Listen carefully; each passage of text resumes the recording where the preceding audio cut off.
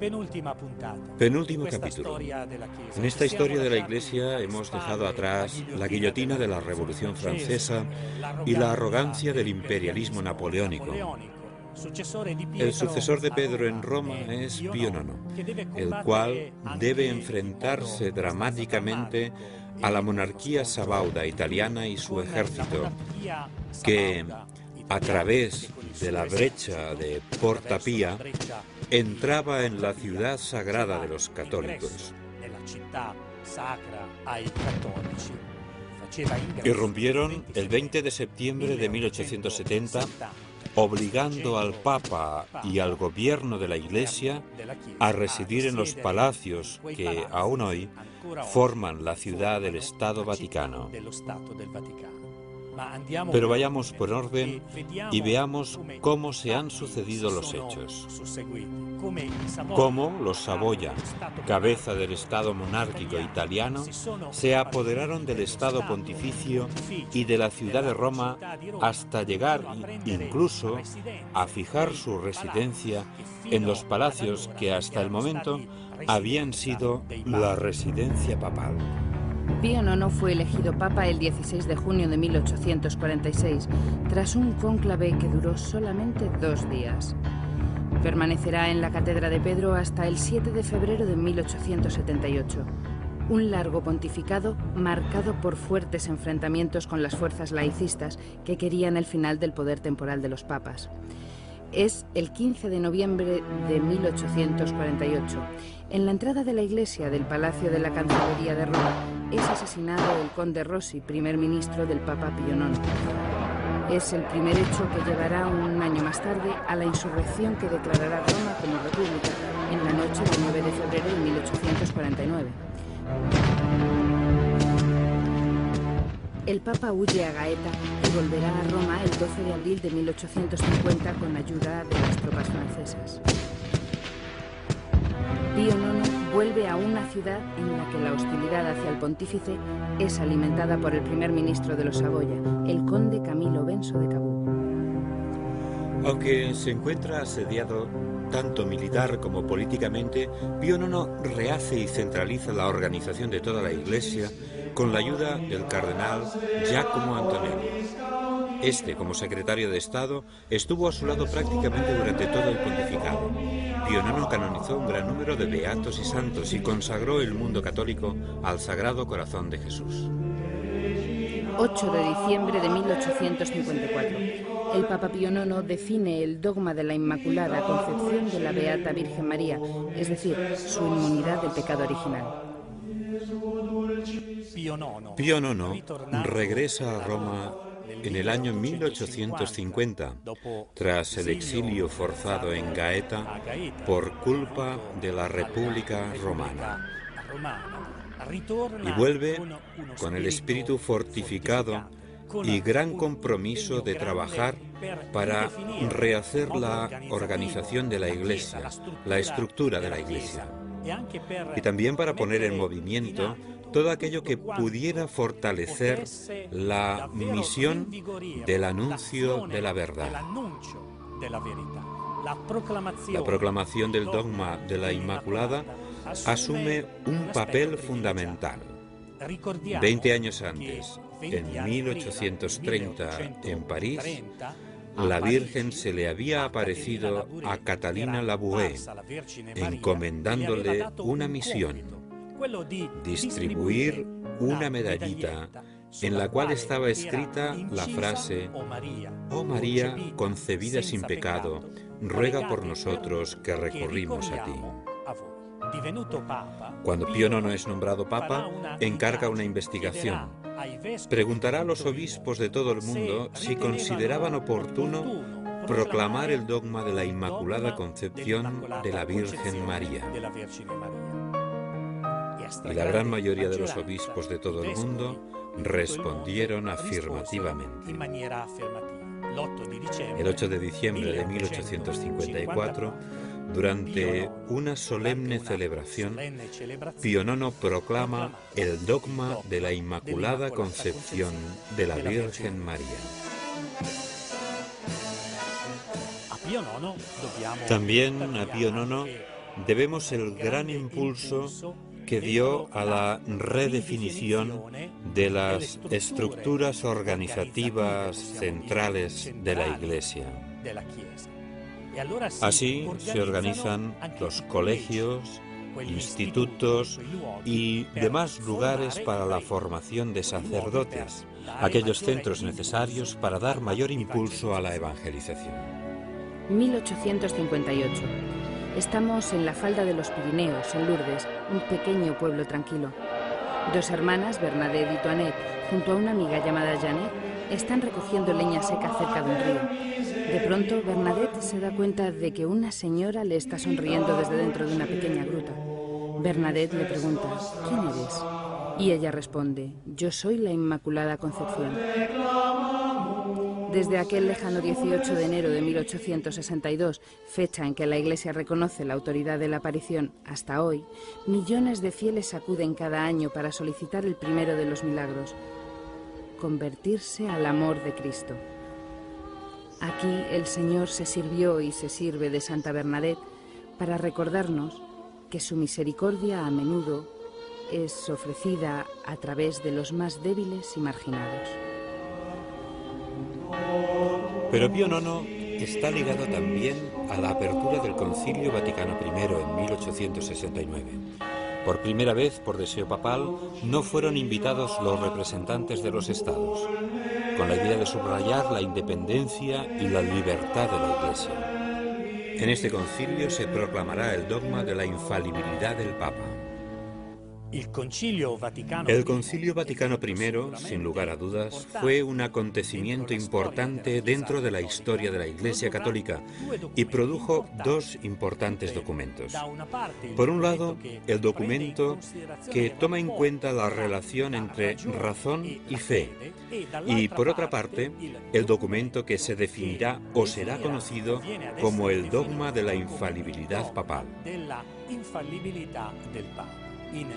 En pocas palabras, en este segundo documento se viene a decir que el Papa, cuando habla ex cátedra, es decir, con toda la autoridad que le ha sido otorgada por Jesucristo, en cuestiones de fe y moral, define de manera que todos los creyentes están obligados a hacer profesión de fe. El Concilio Vaticano I, sin embargo, no pudo terminar su trabajo. Tuvo que ser interrumpido por la entrada del ejército piamontés el 20 de septiembre de 1870 por la brecha de Puerta Pía, dejando sus trabajos inconclusos. Pío IX se encontró en la tesitura de tener que actuar y enfrentarse directamente con el Estado monárquico italiano. Pero, sobre todo, tenía que enfrentarse con las ideologías que buscaban cada vez más excluir a la Iglesia y a los católicos de la vida del Estado. Durante el pontificado de Pío IX, las sociedades industriales ponen en marcha nuevos mecanismos de producción, sostenidos por modelos económicos eficientes para los capitales invertidos, pero no para los niños y mujeres que trabajan incluso más de 12 horas al día. La Iglesia y la religión cada vez están más marginadas. La sátira anticlerical es cada vez más áspera y violenta, y en este clima el enfrentamiento entre laicos y católicos es cada vez mayor. Esta visión, este intento de laicismo, de descristianización de la sociedad es evidente también en nuestros días. Un cristiano, un católico, nunca podrá aceptar que su fe no forme parte de su jornada, de su actividad, de su trabajo. No puede reducirse solo y únicamente a un ámbito privado donde la fe no incide en lo que se hace. En Italia, como en el resto de Europa, hay diferentes ideas y, aprovechando estas diferencias, es como los Saboya toman posesión del Estado Pontificio el 20 de septiembre de 1870.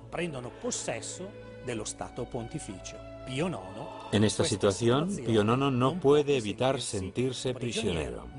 No puede sentirse otra cosa que encerrado en su actividad de pastor universal del rebaño de Dios, encerrado en un puñado de edificios que son los que actualmente forman el Estado de la Ciudad del Vaticano. En 1874, el Estado monárquico de los Saboya en Italia intenta una aproximación para lograr un arreglo. Otorga al Papa ciertas garantías para poder desarrollar su acción pastoral.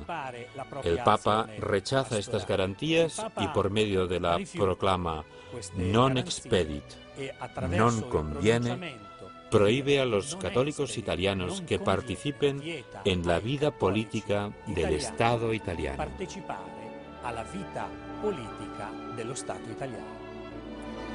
En Italia, los católicos debían enfrentarse a los Saboya. Y en Alemania, los católicos, que eran minoría, fundaron en 1870 un partido propio, el Centro, que llevaba en su programa la defensa de la libertad de la Iglesia.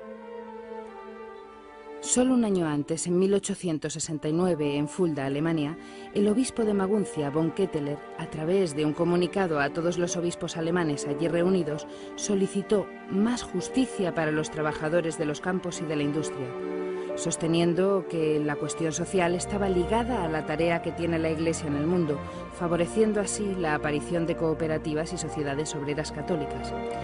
No fue muy diferente el trabajo de John Henry Newman.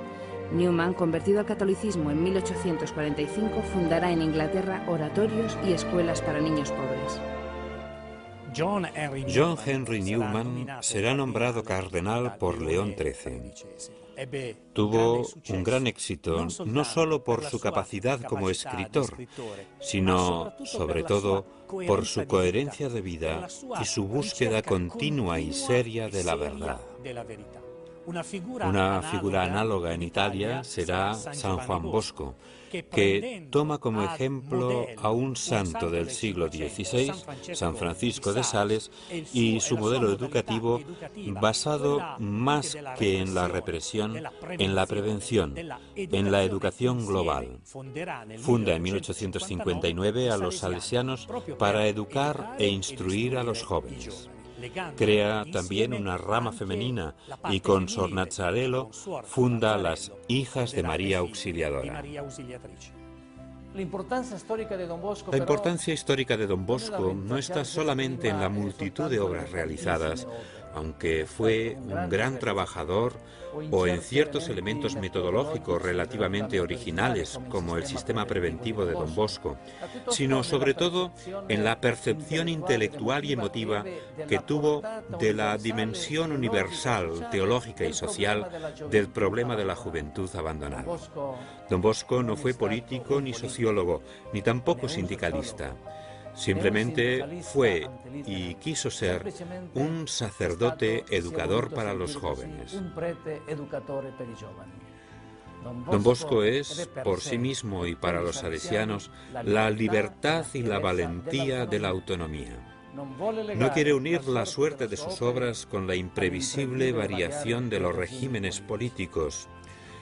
Y nosotros, los salesianos, ¿qué estamos haciendo hoy en el mundo? Pues aquella pequeña semilla implantada y desarrollada por Don Bosco, que ha crecido como un árbol, hoy se encuentra presente en 130 países del mundo. Pero al mismo tiempo nos sentimos llamados a responder a las necesidades actuales de los jóvenes, a lo que puedan ser sus esperanzas, sus ideales. Esta es la grandeza de Don Bosco. No poner a los jóvenes al servicio de unas estructuras, sino poner las estructuras al servicio de los jóvenes. Aunque siempre con la misma pasión educativa de Don Bosco, con sus grandes convicciones y con su misma metodología. Estamos en el año 1878 en Roma, es decir, en aquello que queda del Estado Pontificio en el Vaticano, y se ha abierto el cónclave. Es el primer cónclave que se celebra en esta situación y algunos cardenales hubieran querido convocarlo en otro lugar. Pero gracias a aquel que será elegido papa con solo 3 votaciones, el cardenal Gioacchino Pecci, León XIII, el cónclave permanece en el Vaticano. Una vez elegido Papa León XIII, no defraudó las expectativas y trató de reanudar los contactos con los gobiernos europeos, pero sobre todo con el Estado italiano. Marx y Engels publicaron en Londres en el año 1848 el Manifiesto del Partido Comunista. Igual que sucede en el sur del planeta, en aquella época era normal ver mujeres y niños viviendo en condiciones de miseria y explotación inenarrables. En este contexto, a finales del siglo XIX, en el año 1891, el Papa León XIII siente la necesidad de que la Iglesia Católica afronte estas cuestiones sociales. Así publica la encíclica Rerum Novarum, que sienta las bases de la doctrina social de la Iglesia. Con la Rerum Novarum, con la doctrina social de la Iglesia, el cristianismo muestra una vez más a sus fieles que la religión no se ocupa solamente del culto, sino que trata de enfrentarse también a la raíz de los problemas sociales del hombre, a la luz de las enseñanzas del Evangelio.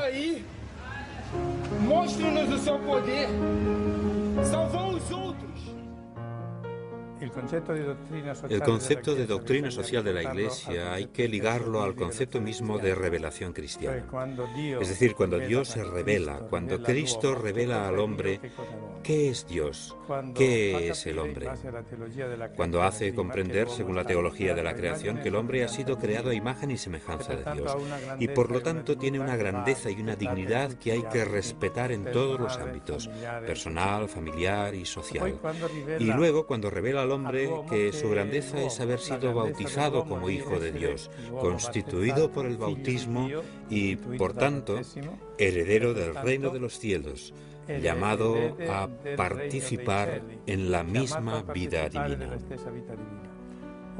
Esta grandeza del hombre, este mensaje que el cristianismo trae al mundo revelando a la humanidad entera la grandeza de ser persona, y de ser persona amada por Dios hasta el punto de que el mismo Dios se ha hecho hombre para hacer al hombre Dios, hijo de Dios. Esto es la doctrina social de la Iglesia. Es un trabajo que incluye a todos y el magisterio lo expone. No me paro a contar todas las encíclicas, toda la evolución del problema creado por la revolución industrial del siglo pasado hasta el discurso del Papa en Lourdes en 1995. Discurso espléndido en que levantó una bandera, por decir así, por el futuro de la humanidad, que es fundamental e implica a los laicos. En primer lugar, a los laicos cristianos, pero también a todos los hombres de buena voluntad, que es la expresión que adoptó Juan XXIII en la encíclica Pacem in Terris. Que nosotros llevamos al mundo un mensaje que no es solamente para los bautizados, sino para todos los hombres de buena voluntad. Y el esfuerzo de los laicos cristianos es este, saber dialogar para explicar a los demás la grandeza del hombre. El Papa en aquel discurso juntó dos conceptos fundamentales de cuya unidad depende el futuro de la humanidad: libertad y verdad. Una libertad que se separa de la verdad del hombre, se convierte en libertinaje. El mal social que se ve por todas partes y se profundiza en él, en realidad nace de este divorcio entre libertad, porque el hombre piensa que puede hacer cualquier cosa que se le ocurra, y la verdad. La verdad del hombre impone al hombre límites en el ejercicio de su propia libertad, tanto en el ámbito personal como en el familiar, en el desarrollo de la ciencia, de la tecnología, de la bioética y de todo. La grandeza del hombre es que con su inteligencia comprende cómo debe emplear su libertad para que la persona progrese verdaderamente, progrese la familia, así como el mundo de la cultura y la sociedad en la que el hombre se mueve. Y este esfuerzo, que debe ser de todo hombre de buena voluntad, es de manera especial del laico cristiano. La doctrina social de la Iglesia debe convertirse en la respiración del laico cristiano, para que dé testimonio allí donde se encuentre, en el trabajo, en la asociación sindical, en el partido político, en la reunión familiar, en el equipo de deporte, en el grupo de artistas o literatos que se reúnen para crear una revista o una película. Allí debe estar esta visión del mundo, del hombre, de la sociedad, que el laico cristiano debe aportar con su testimonio de vida, pero también con la doctrina. Hay que aprender toda esta riqueza de la doctrina sobre el hombre, la familia y también sobre el matrimonio, la paz, la cultura, la vida entera del mundo a la que los cristianos pueden aportar. Es una riqueza que hay que comunicar a los demás porque los demás están sedientos de estas verdades. Hay mucha tiniebla, muchas dudas. Hay muchas personas en el mundo que navegan en aguas amargas y nosotros debemos, con esta doctrina social de la Iglesia, lanzar la red de Cristo para llevarles a encontrar la vista y la luz que no saben encontrar.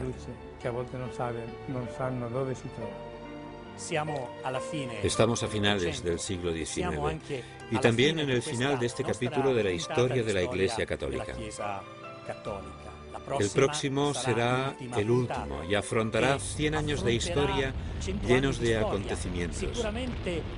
Algunos de nosotros hemos vivido en primera persona muchos de ellos, en donde los católicos han mostrado su presencia y su voz para ser testimonio, desde hace 2000 años, del Evangelio y de la palabra buena que Jesús nos trajo.